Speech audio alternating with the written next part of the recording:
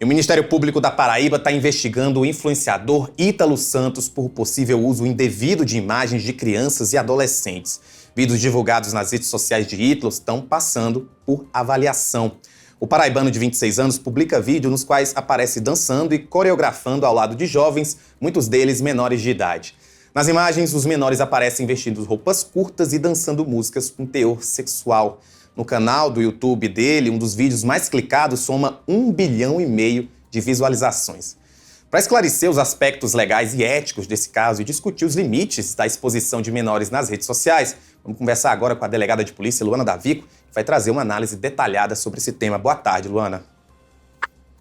Boa tarde, tudo bem? Boa tarde para todos os telespectadores. Estamos aqui, diante desse caso que já movimentava as redes já faz algum tempo, não é mesmo? Uhum. Então, começo te perguntando, Luana... desculpa, você pode falar, por favor. Pode falar. Tá, então a gente começa te perguntando, se essa exposição de menores em vídeos como esses, com roupa curta, dança de teor sexual, ela pode, de fato, configurar exploração infantil? Bom, é importante a gente prestar atenção que a investigação vem do Ministério Público, tá? E o Ministério Público, como órgão fiscal da lei, ele acumula competências, tanto cíveis, quanto consumeristas, quanto ditas trabalhistas e criminais. Então, os aspectos da investigação inicial do Ministério Público, até onde foi divulgado, inicialmente tangem na responsabilização civil do influenciador. Em busca rápida pela internet, o influenciador que tem mais de 7 milhões de seguidores, alcança basicamente engajamento com seus chamados filhos, pelo que eu pude aqui pesquisar. Lembrando que a minha análise jurídica como professora é simplesmente do que eu consigo obter nas fontes abertas, do Google e em outros sites de informação.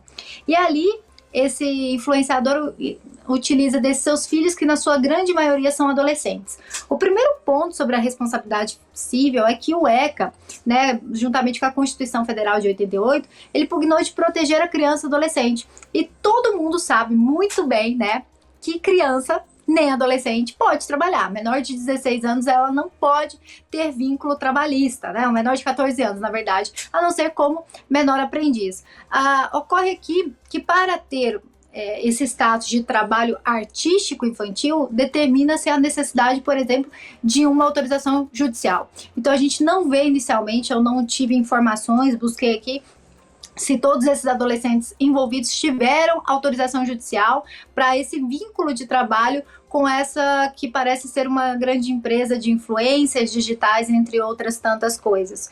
Outro ponto importante que o influenciador também tem como principal público-alvo, exatamente por ter adolescentes trabalhando ali junto com eles, nessas dancinhas, nos vídeos, vídeos que demontam quiz, desafios, entre outras, que também tem uma problemática de erotização, que eu já vou chegar nesse ponto, é que ele também divulga casas de apostas e jogos esportivos, tendo em vista que a Lei 14.970, que regulamentou a publicidade das bets no Brasil, ela proibiu qualquer tipo de publicidade que tenha como alvo, que possa ter como alvo crianças ou adolescentes. Então a gente também tem um conflito do conteúdo dele ser com adolescentes, de adolescentes, e ele fazer esse tipo de propaganda.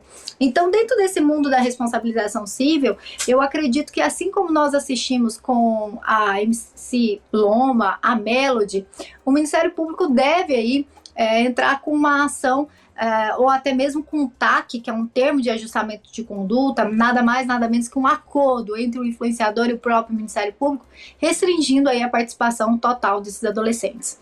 É muito perguntado também no âmbito criminal, A gente pode falar que há uma exploração sexual, a imagem infantil sexualizada ali, os copos, e aí a gente vai ter vários debates que não vão chegar a uma resposta concreta.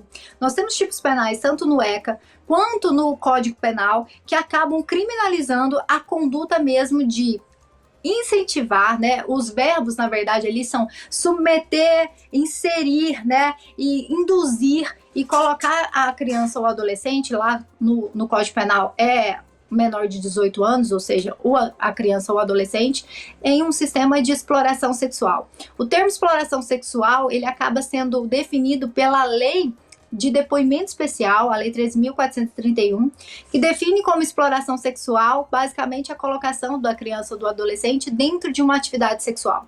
E aí a gente tem aí conflito do que seria atividade sexual. Será que essas danças sensualizadas, eu assisti alguns vídeos, confesso que não conhecia, de adolescentes usando realmente roupas extremamente curtas, de quiz envolvendo ficar, de sensualização, de erotização de criança, até que ponto isso não pode ser entendido como exploração sexual? Uma vez que a professora Eva, ela define que a exploração sexual de criança e adolescente pode ser definida como qualquer exposição ou exploração dos próprios corpos desse grupo, que é a criança e adolescente, que o nosso ECA, que é a nossa Constituição Federal, sempre quis proteger.